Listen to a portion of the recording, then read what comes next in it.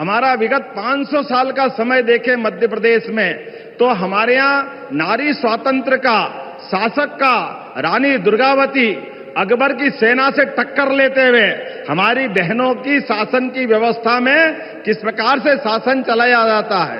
गोंडवानी की रानी, उनका अपना अलग से 52 बार और 3 बार अकबर को धूल चटाने का काम किसी ने किया है तो गोंडवाना की रानी ने किया है।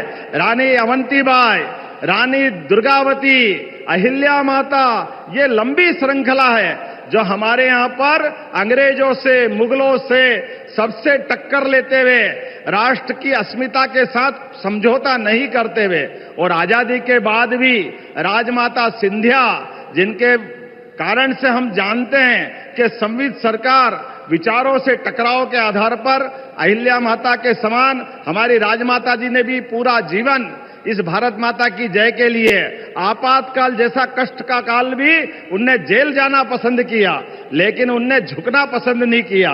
मैं आपके लिए और धन्यवाद देना चाहूंगा माननीय प्रधानमंत्री जी, आपने मध्य प्रदेश को गौरवान्वित किया है। हमारी अपनी सुमित्रा ताई, हमारी इंदौर की सांसद, देश के अंदर, दुनिया के अंदर सबसे बड़ी लोकतंत्र की सबसे बड़ा मंदिर हमारा न्यायपालिका, खास करके हमारी संसद की सभापति बनाने का अगर आपने निर्णय लिया, मैं आपका अभिनंदन करता हूं। जोरदार अभिनंदन करें हमारे अपने प्रदेश को गौरवान्वित करते हुए। और एक बार नहीं, आज देश के ऊपर सर्वोच्च पद पर भी हमारी आदिवासी बहन महामहिम द्रौपदी मुर्मू जी को राष्ट्रपति के रूप में भी अगर किसी ने गौरवान्वित किया है तो ये आपका ही अपना यश हो सकता है, ये बहनों के प्रति आपकी भावना हो सकती है।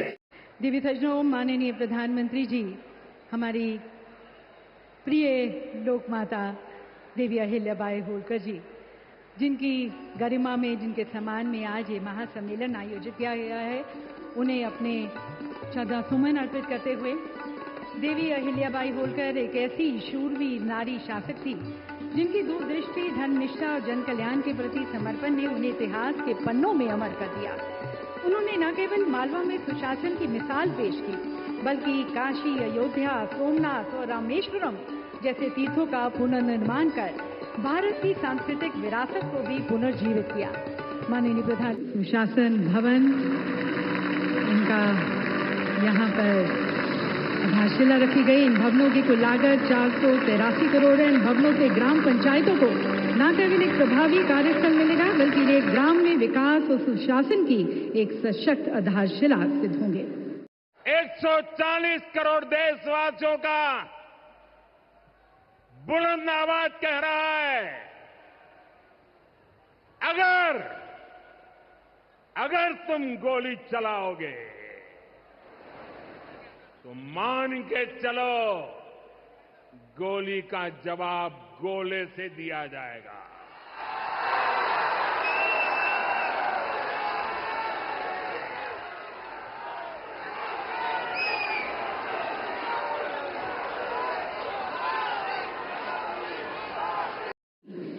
इस दतिया एयरपोर्ट के आने से दतिया को एक उभरते हुए टूरिज्म हब के रूप में पहचान मिलेगी।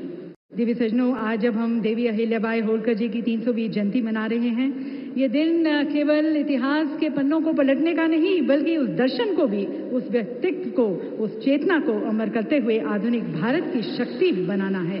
और ये ऐतिहासिक क्षण, ये डाक टिकट उनकी पुण्य गाथा को अमिट करेगी। इतिहास में इस विशेष स्मारक डाक टिकट के माध्यम से आने वाली पीढ़ियां भी उनके विचारों, कार्यों और योगदान से अवगत हो सकेंगी।